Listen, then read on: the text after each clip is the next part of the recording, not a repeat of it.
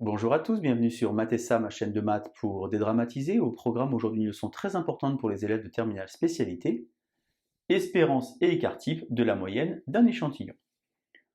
Pour me soutenir, n'oubliez pas de vous abonner à Mathessa, c'est rapide, facile et gratuit.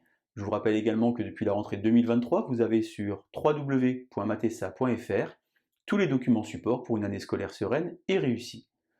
Nous sommes aujourd'hui bien évidemment dans le chapitre de terminale spécialité qui traite de la somme de variables aléatoires.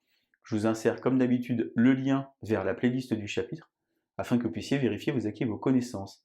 Êtes-vous par exemple au clair sur la notion de variable aléatoire indépendante? Connaissez-vous la linéarité de l'espérance? On a donc aujourd'hui un exercice relativement simple. Jean-Claude qui réussit donc à reconstituer le Rubik's Cube que lui ont offert ses petits-enfants. On note x l'écart en secondes entre le temps qu'il réalise chaque jour et le meilleur temps qu'il a réalisé. En se basant sur un relevé statistique, on a donc ici établi une loi de probabilité et on voudrait donc connaître l'espérance et l'écart type de l'écart quotidien moyen sur une série de 30 jours.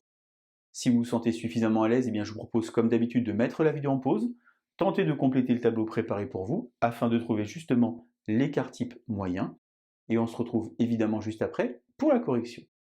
Allez, comme d'habitude, un brouillon à crayon et une calculatrice et c'est parti.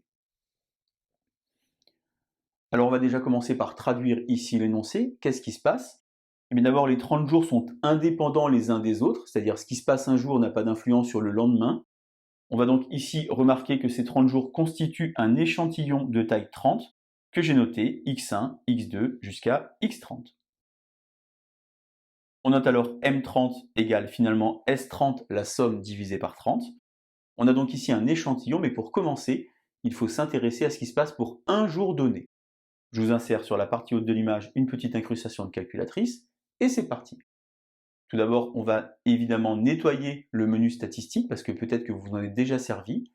Seconde plus, quatrième ligne, effacer toutes les lignes. On a donc ici nettoyé, et on appuie alors sur Stat.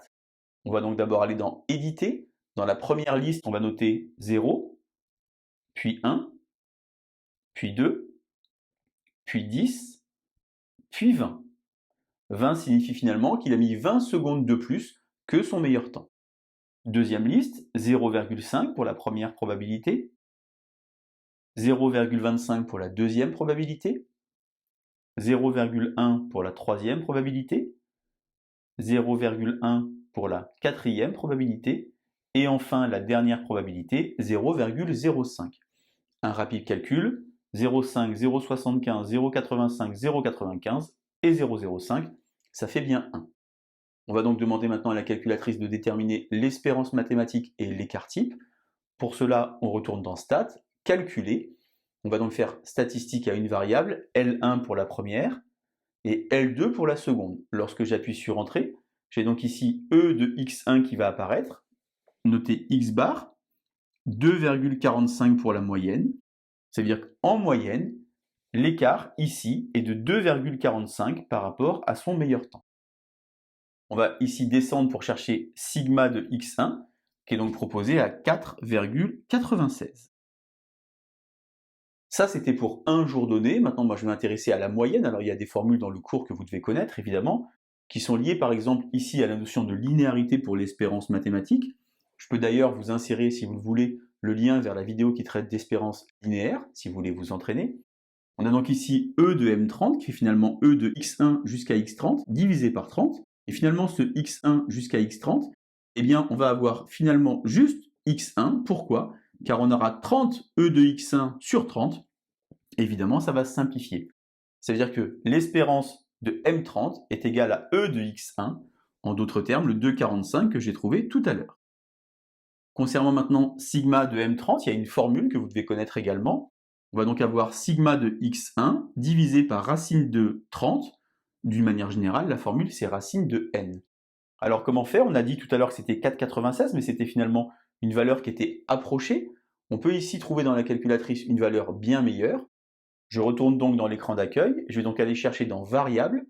Je descends chercher Statistiques.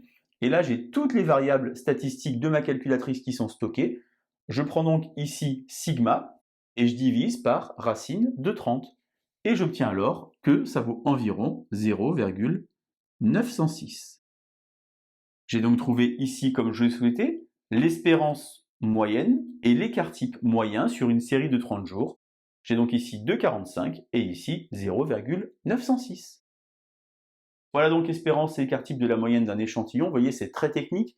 Maîtrisez bien la calculatrice et tout ira bien. Allez, je vous laisse vous entraîner et je vous dis à bientôt sur Math Bonne journée.